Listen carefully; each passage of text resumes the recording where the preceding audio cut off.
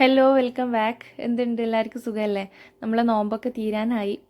ഇന്ന് ഞാനൊരു ഇഫ്താർ സ്നാക്കിൻ്റെ റെസിപ്പിയാണ് കാണിക്കുന്നത്. നല്ല എളുപ്പത്തിൽ ചെയ്യാൻ പറ്റുന്ന നല്ല ടേസ്റ്റി ആയിട്ടുള്ള ഒരു സ്നാക്കാട്ടോ ഇത്. ഇതുവരെ നിങ്ങൾ ട്രൈ ചെയ്യാത്ത ഒരു സ്നാക്ക് തന്നെ ആയിരിക്കും. അപ്പോൾ എങ്ങനെയാണ് റെഡിയാക്കി എടുക്കാൻ നോക്കാം.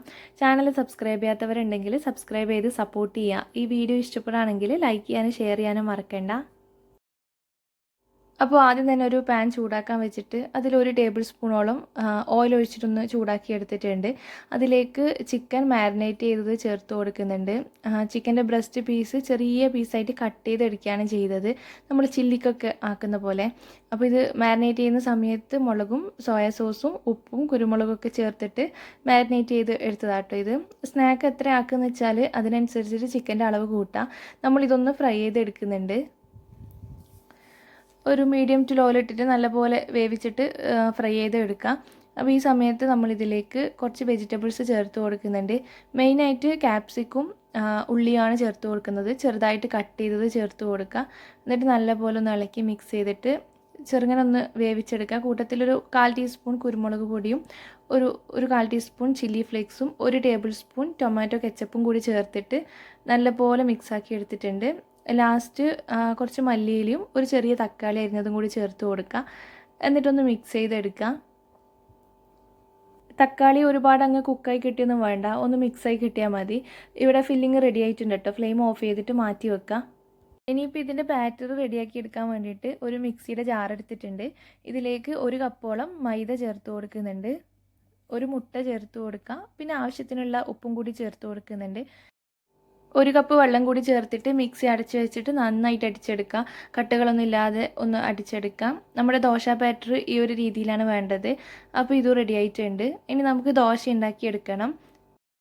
ദോശ ഉണ്ടാക്കാനുള്ള പാൻ ചൂടാക്കാൻ വെച്ചിട്ടുണ്ട്. ചൂടായി വരുമ്പം ഒരു 2 തവി ബാറ്റർ ഒഴിച്ചിട്ട് ചെറിയ ദോശയാക്കി എടുക്കുക.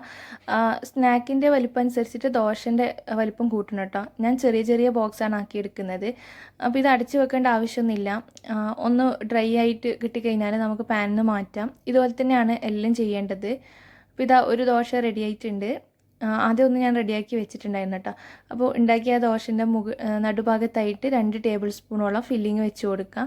എന്നിട്ട് ഈ ഒരു വീഡിയോയിൽ കാണുന്ന പോലെ അങ്ങ് ഫോൾഡ് ചെയ്യുക. ഒരു പാർസൽ ബോക്സായിട്ട് ഇങ്ങനെ ഒന്ന് ഫോൾഡ് ചെയ്യുക. വീഡിയോ കാണുമ്പോൾ മനസ്സിലാകുന്നുണ്ടാവും. ഇത് ഒട്ടിച്ച് കൊടുക്കേണ്ട ആവശ്യമൊന്നുമില്ല. ഗം വെച്ചിട്ട് കൈ വെച്ചിട്ട് നന്നായിട്ട് അമർത്തി കൊടുത്താൽ മതി. റെഡി ആയിട്ടുണ്ട്. ഇങ്ങനെ എല്ലാം ചെയ്യുക. ഒരു സ്ക്വയർ ബോക്സ് ആയിട്ട് അങ്ങ് ചെയ്തെടുക്കാം. പിന്നെ ഒരു മുട്ടൻ്റെ മയോണൈസ് എടുത്തിട്ടുണ്ട്. ഇതിലേക്ക് കുറച്ച് മല്ലിയിലയും 1 ടീസ്പൂണോളം ചില്ലി ഫ്ലേക്സും കൂടി ചേർത്തിട്ട് നല്ലപോലെ ഒന്ന് മിക്സാക്കി എടുക്കുന്നുണ്ട്. മയോണൈസ് ഞാൻ ഉണ്ടാക്കുന്നത് ഈ ഒരു വീഡിയോയിൽ കാണിച്ചിട്ടില്ല, ഒരുപാട് വീഡിയോസിൽ കാണിച്ചിട്ടുണ്ട്. ഞാൻ ലിങ്ക് ഡിസ്ക്രിപ്ഷൻ ബോക്സിൽ കൊടുക്കാം. അതും കൂടി അങ്ങ് ഇട്ട് മിക്സ് ചെയ്തെടുത്തതിന് ശേഷം നമുക്കിത് ഫ്രൈ ചെയ്തെടുക്കണം. ഇപ്പോൾ നമ്മൾ ഉണ്ടാക്കി വെച്ച ഓരോ ബോക്സും ആ ഒരു മയോണൈസിൽ നന്നായിട്ട് ഡിപ്പ് ചെയ്തിട്ട് എണ്ണയിലേക്ക് ഇട്ട് കൊടുക്കുക. ഒരു പാൻ ഫ്രൈയേ ചെയ്തെടുക്കേണ്ട ആവശ്യമുള്ളൂ. നന്നായിട്ട് ഓയിലൊന്നും ഒഴിച്ചിട്ട് അങ്ങനെ മുക്കി പൊരിക്കേണ്ട ആവശ്യമൊന്നുമില്ല. ഇങ്ങനെ മയോണൈസിൻ്റെ ആ ഒരു സ്മെല്ലും ടേസ്റ്റൊക്കെ കിട്ടാൻ വേണ്ടിയിട്ട് അതിൽ നന്നായിട്ട് ഡിപ്പ് ചെയ്തിട്ട് എണ്ണയിലേക്ക് ഇട്ട് കൊടുക്കുക. എന്നിട്ട് ഒരു ഭാഗം റെഡിയായി കിട്ടുമ്പം അങ്ങ് തിരിച്ചിട്ട് കൊടുക്കുക. എന്നിട്ട് മറ്റേ ഭാഗം കൂടി ഇതുപോലെ കളർ ചേഞ്ച് ആക്കി എടുക്കുക. സാധാരണ നമ്മൾ ദോശയൊക്കെ ഉണ്ടാക്കിയിട്ട് ചിക്കൻ റോളൊന്നും കഴിക്കുന്ന ആ ഒരു ഇതൊന്നുമല്ല കേട്ടോ. മയോണൈസിൽ ഡിപ്പ് ചെയ്യുന്നത് കൊണ്ട് തന്നെ പ്രത്യേക ടേസ്റ്റ് ഉണ്ടാവും. എല്ലാവരും ട്രൈ ചെയ്ത് നോക്കുക. നല്ല എളുപ്പമാണ്, വെറൈറ്റി ആയിട്ടുള്ളൊരു ടേസ്റ്റാണ്. ഉള്ളിൽ ഒരു ചില്ലി ചിക്കൻ്റെ ഫില്ലിങ്ങും പുറത്ത് ആ ഒരു മയോണൈസിൻ്റെ ആ ഒരു കോട്ടിങ്ങൊക്കെ വരുമ്പോൾ നല്ല ടേസ്റ്റാണ് കേട്ടോ. എന്തായാലും ട്രൈ ചെയ്ത് നോക്കണം. അപ്പോൾ ഈ ഒരു ഭാഗം കൂടി ഒന്ന് കളർ ചേഞ്ച് വന്നാൽ നമുക്ക് എണ്ണയിൽ നിന്ന് മാറ്റാം കേട്ടോ. ഇങ്ങനെ തന്നെ എല്ലാം ചെയ്യാം. പിന്നെ ദോശ ആയതുകൊണ്ട് എണ്ണ കുടിക്കുകയോ അങ്ങനത്തെ ഒന്നുമില്ല. നല്ല ക്രിസ്പി ആയിട്ട് തന്നെ പുറം ഭാഗം ഉണ്ടാവും. പിന്നെ ഇത് ചൂടോടെ കഴിക്കുമ്പോൾ പ്രത്യേക ഒരു നല്ലൊരു ടേസ്റ്റ് ഉണ്ടാവും. ഇപ്പം മാക്സിമം ചൂടോടെ കഴിക്കാൻ നോക്കാം. ആക്കി വെച്ചിട്ട് നോമ്പ് കുറിക്കാനാകുന്ന സമയത്ത് ഫ്രൈ ചെയ്തെടുത്താൽ മതി. അപ്പോൾ നമുക്ക് ചൂടോടെ തന്നെ കഴിക്കാൻ പറ്റും. ചൂട് പോയാൽ ടേസ്റ്റ് ഇല്ല എന്നല്ല, പക്ഷേ ചൂടോടെ കഴിക്കുന്നതാണ് കുറച്ചും കൂടി ബെറ്റർ.